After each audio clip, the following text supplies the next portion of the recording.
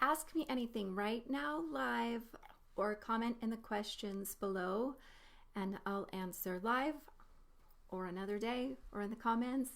I am here for you to serve, and I would love to direct the dialogue to things that you're interested in. I'll just keep sharing, but I already know the things that I'm sharing. So if there's something that you're interested in talking about, I would love to shift the dialogue in that direction. So tell me what's on your mama's heart, friends.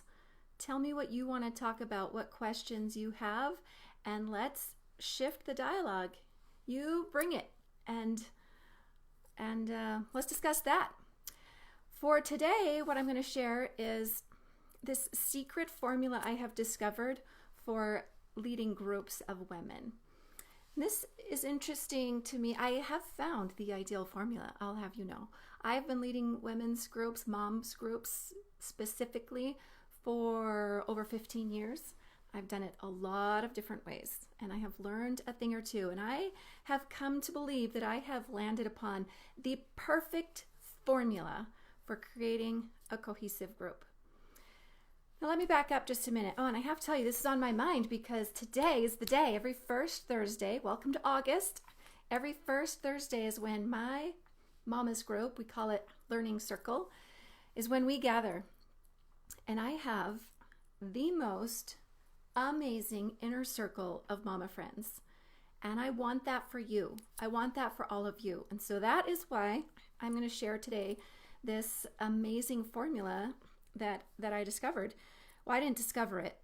I had a close dear friend who was leading a different group who I could see her groups were better than my groups. They were more cohesive. And so I asked her what she was doing. And well, she told me, but let me back up just a minute and establish a little bit of foundation or some why behind why you might want to consider forming your own type of group, a book club or any variety of group. Here, my voice is doing something weird. I need some water or something. I'll have to add that to my mornings. So recently there was this influencer, this Instagram influencer, a mama friend who reached out to me because she wanted to share Momney with her audience. And the reason why is she said she put out a survey on her Instagram stories asking the mothers, saying, well, I guess kind of what I just said. She said, tell me what your greatest needs are. Tell me where you're hurting the most. Tell me what the greatest challenges and struggles are in your life. I don't know what her exact sentence was, but it was along those lines.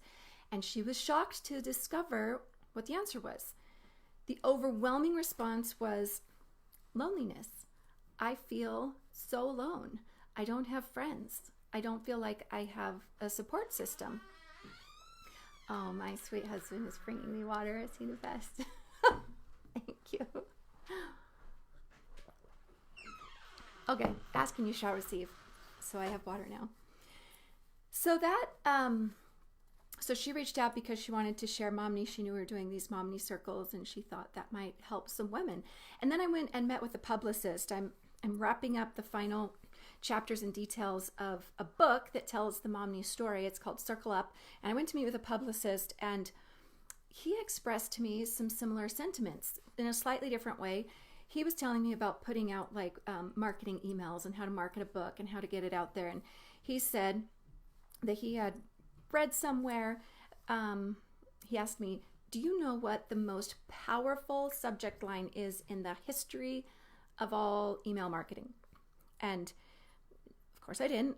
And he went on to say, it works for any purpose. He said you could be selling cars or be selling makeup or be inviting people to a church group or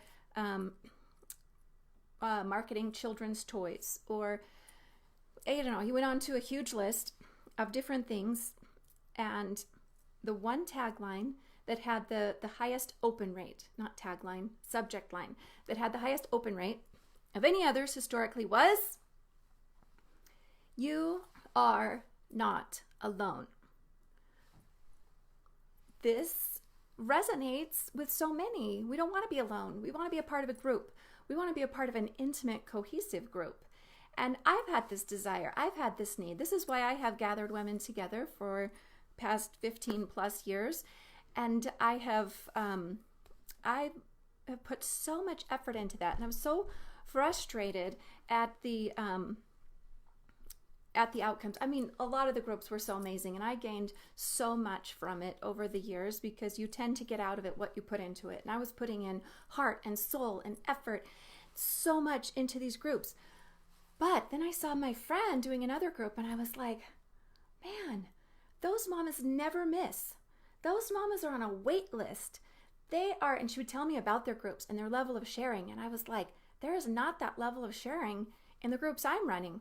So let me tell you the problems of why I was doing it wrong, and then I'm going to tell you how to do it right. Let me tell you first just some of the types of groups that I've led and have done over the course of the years, so you can get a feel for. I wanted for you to understand that this isn't like something I just pulled out of the air and was like, here's the magic formula. This is decade and a half plus years of doing monthly groups. Sometimes I've done 3 groups a month. Like I've done a Healthy Eating Moms potluck group and a book club and an American Mothers group all in the same month, because I'm just so crazy about learning from all the best mamas that I can find that I would just keep starting groups, trying to find the most magical, best group. And so I have this accumulative knowledge of what works and what doesn't work. So some of the other groups that I've led are Women for Decency groups. I did Power of Moms learning groups. We did hub nights. That was pretty cool, where we pulled together all the mama groups we could find in the county, and we had them all come to one space and meet on the same night, so that we could go to multiple mom groups all on the same night. I've done Mothers of Influence groups. I've done homeschool groups, mama nights for cooperative learning groups, couples groups, couples education nights, couples book clubs, couples entrepreneurial groups. Okay, you get the idea. Now here's what I did wrong, at least for what I'm trying to share with you today, which is cohesion. If you want a group that shows up every month, if you want a group that goes deep and shares at a deep level and that is super productive in coaching each other and helping each other to become the best version of themselves, and keeps coming back every month and never misses and thinks about it all month long and does anything they can to make that group better because they love it so much. They have this devotion to the group. If you want that kind of a group, then here's what not to do. Do not include everyone. That's the biggest mistake I made now that I've learned about cohesion. But I had this vision like, well, I want to serve all the mamas. I want it to be for everyone. I want everyone to feel welcome. And what a beautiful idea that was. That is what church is for. So allow them to go and feel welcome at church or at public school or at the PTA or, I don't know, wherever else. Every single person is included and welcome. But those types of groups often struggle with cohesion. And I'm going to share with you why. Here's another thing I did wrong. Do everything yourself, so that everyone else can just come and enjoy. I had this vision that, I didn't want mamas to feel like they had to contribute anything or that they had to burden themselves. I just wanted them to come and relax. And so I would come and relax and learn. And so I would take it upon myself to provide these experiences. I would do all of the marketing. I would do all of the prep and all of the planning and bringing in speakers.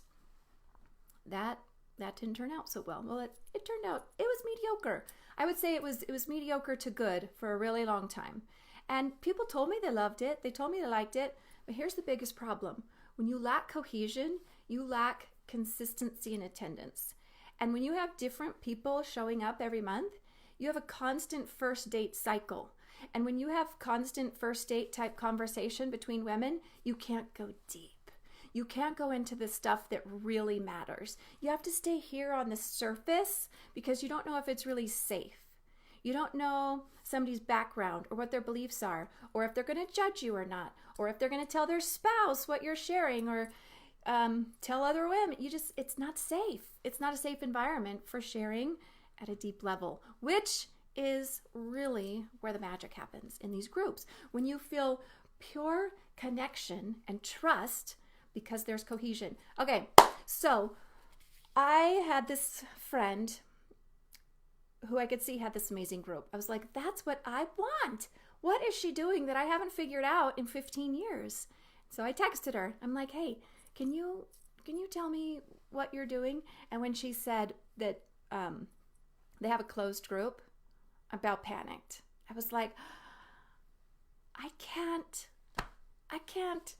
what? I can't have a closed group. I can't have a closed number. But she went on to, I don't want anyone to ever feel like they're not invited. But she went on to explain the why behind it, and I became a convert. And so I said, well, I want what you have in your group, so I'm going to do what you do. And so she kept telling me more about it. And I implemented what she did, and mind-blowingly, I now have what she has.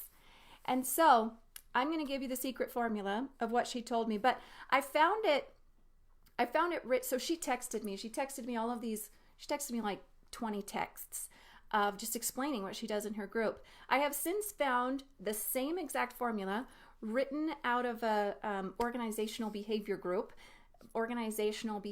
textbook that one of my mama friends in my current learning circle, when she saw the outline of what we were doing, she sent me this and she's like, this is a textbook example of how to create a cohesive group from my college class on organizational behavior. So I'm going to share out of the textbook because it's this beautiful 5 S's of how to create a cohesive group, which is just a little bit more tidy than the 20 texts I got. So first, I want to give you this definition of cohesion and why this is so critical and why you can have confidence in having a closed group, because that is one of the most important things. So cohesion can be thought of as a kind of social glue. It refers to the degree of camaraderie within the group. Cohesive groups are those in which members are attached to each other and act as one unit. Mine definitely does, man. We are like one this bonded glue unit. Generally speaking, the more cohesive a group is, the more productive it will be, and the more rewarding the experience will be for the group's members. That is so true for us. Members of cohesive groups tend to have the following characteristics. They have a collective identity. They experience a moral bond and a desire to remain a part of the group. They are not coming and going. They're showing up every single time and never miss. They share a sense of purpose. For us, our purpose is motherhood and personal development and faith development. We want to be the very best version of ourselves, and we help each other to accomplish that. Working together on a meaningful task or cause, and they establish a structured pattern of communication. I'll share with you what our structured pattern of communication is as well, in case you want to duplicate what we're doing. Okay, so now for the fundamental factors of creating group cohesion. Include the following S's: similarity, stability, size, support, and satisfaction. The first one is similarity. So there's so much talk, especially in business. I hear it every single day and I support it and I believe in it, but it is not about diversity and how important diversity is. And I don't want to say don't be diverse, but I would say, according to this formula, if you really focus on diversity, it might be a challenge, because the first S is similarity. Creates cohesion in small groups. The more similar group members are in terms of age, sex, education, skills, attitudes, values, and beliefs, the more likely the group will bond. So you choose what that looks like for you. If you want to have a super diverse group, then by all means, gather wherever and whoever you want. But if you have lots of different ages and lots of different belief systems and lots of different, it might be difficult for the group to be super cohesive. Okay, the second S is stability. The longer a group stays together, the more cohesive it becomes. So our group, I think we're going on year 2. And man, it just gets it gets better and better and better every single month. It's like everyone in the group can hardly wait, like with this electrifying excitement to gather and get together tonight, the first Thursday of every month. That's what I want for you. And it will just keep getting better and better for you as well with that stability. Size. Smaller groups tend to have higher levels of cohesion. So I think of church groups, big groups of women who have similar goals, similar beliefs. But the bigger the church group gets, the more difficult it is to have cohesion. You tend to form small cliques within that group. And they're trying to have, just naturally, by the nature of the human experience, we want small groups for cohesion. So if you're starting a mama's group, a support group, a mentor circle, the smaller the better. My recommendation is 12. 12 is like pure nirvana for organizational purposes as well. But also if you get too big, then not everybody can share. And part of the beauty of these smaller groups is every single person gets a chance to share. So every person is heard, every person gets to ask questions, to be mentored and to receive mentoring and to give mentoring. So small groups have high levels of cohesion. Support is the fourth S. When group members receive coaching and are encouraged to coach or support their fellow team members or group members, group identity strengthens. So I like to refer to this as mentoring. Everyone in our group takes a turn. We all support each other. We all bring something to the table. So 12 is like this ideal number because there's 12 months in a year. So everybody gets a month.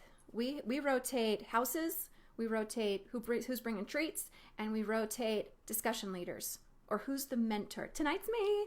I get to be the mentor, discussion leader tonight. So I'm bringing ideas to the group of how we can improve in certain areas.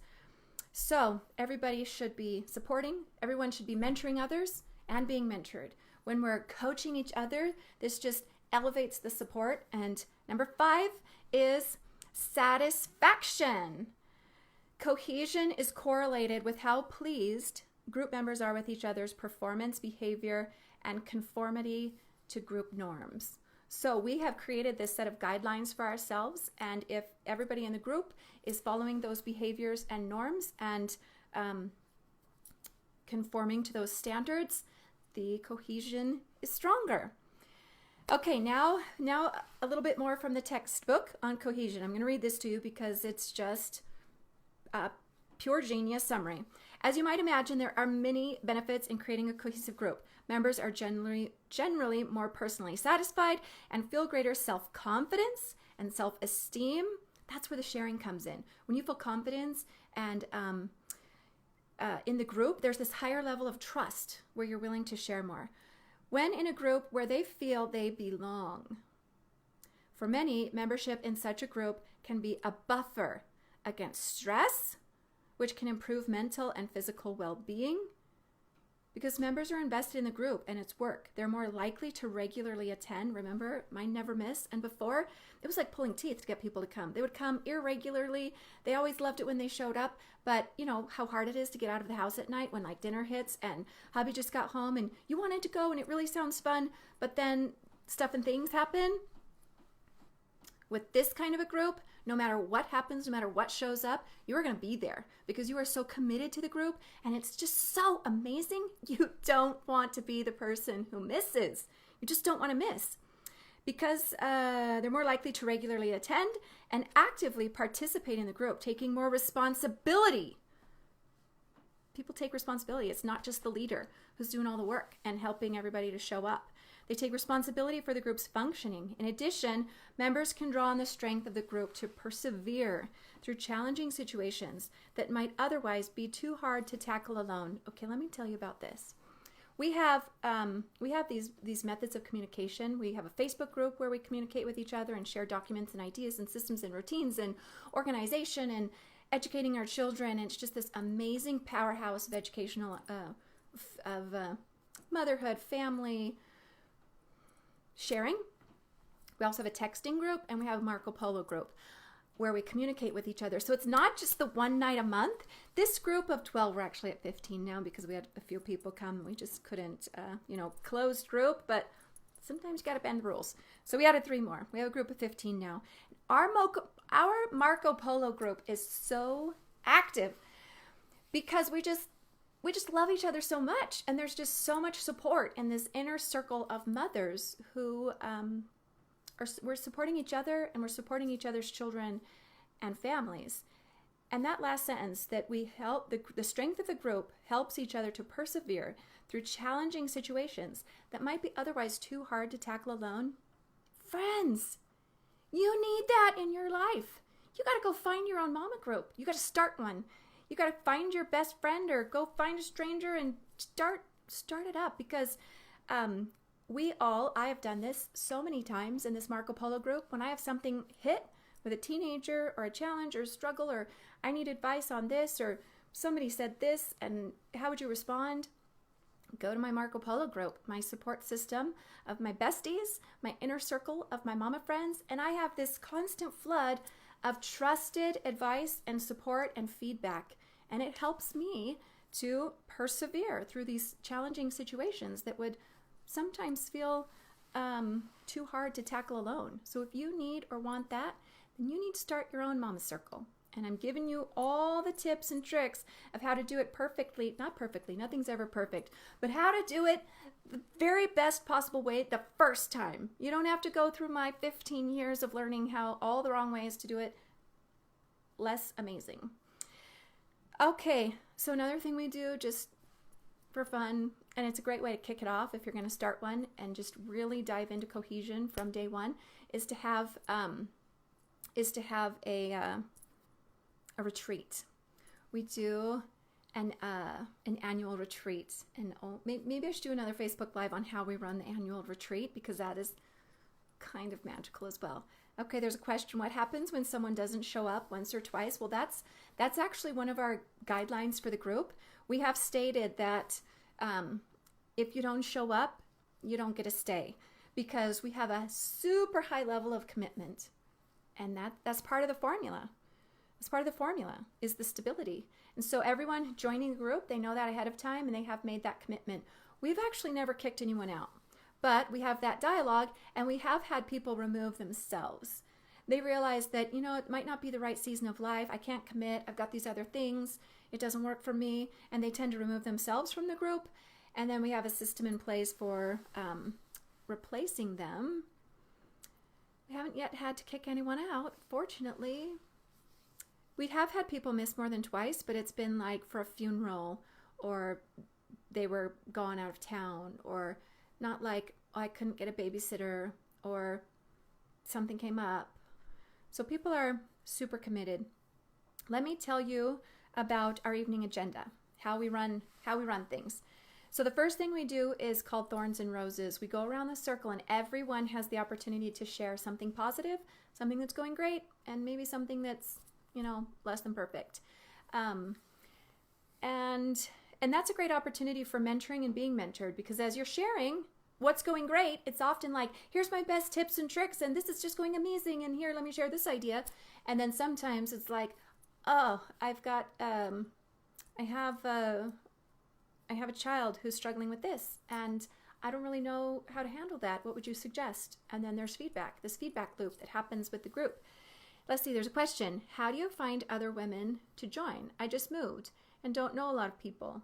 And how do you present this to people? Well, I would look around, and if you go to a church group, I would start there. Look for women in the group who might have a similarity to you, similar beliefs, similar goals in life, similar age, similar, just who are like you. And then ask, if you can find one or two people, ask them to reach out and to suggest people to the group. And then maybe have a few play dates together and see who meshes with whom before you extend formal invitations. I wrote up a little, 3 or 4 paragraph thing. Maybe it was longer, maybe it was 3 or 4 pages. I don't know. I could go back and find it if you want, Christy, and share it with you. It just outlined for me all the bullet points that my friend had shared with me in the 20 texts or something. And I said, here's what I'm putting together. Here's the vision. Here's the guidelines. Here's what we're going to do. Here's the theme for the first year.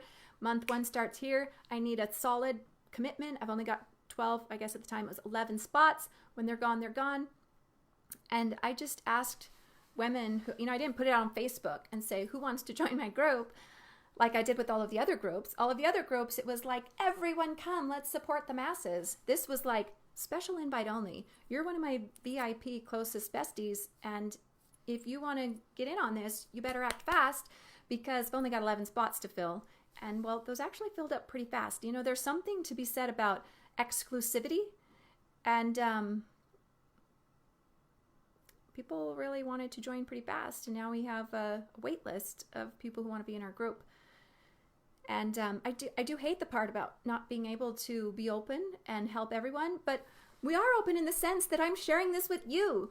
Everyone can start their own group. Everyone can have this amazing experience. But if we all joined the same group, it would crash and burn, and then none of us would have the benefit of this amazing cohesion that can occur in tight-knit, closed, small groups where the magic happens. Okay, so after we do the thorns and roses, then we have, so one person is in charge of leading the discussion at each group, so they kind of run us through the agenda. We always start and end with a prayer. You could start with some sort of ritual if you're not a praying group, like starting with a poem and ending with a quote or a moment of silence or holding hands in a circle or whatever you want to come up with to start and end with. Rituals that bookend meetings are just powerful ways of running a meeting. Then we, so whoever's in charge, whoever's the mentor for that evening, they present, or we have a discussion on a preset topic that we typically set a plan or a theme for the whole year. And so we know what's coming up. We know what to study ahead of time. You could do any curriculum. You could do Mothers of Influence, or you could study a homeschool curriculum, or you could do a book club style. You could do parenting books. It doesn't really matter. Just decide as a group what you want to study together. And then we have a treats break. We have about 15 minutes where we have some food, and there's a different group of women, like 3 women rotate to bring some treats. We talk and have a discussion amongst ourselves. It's fun.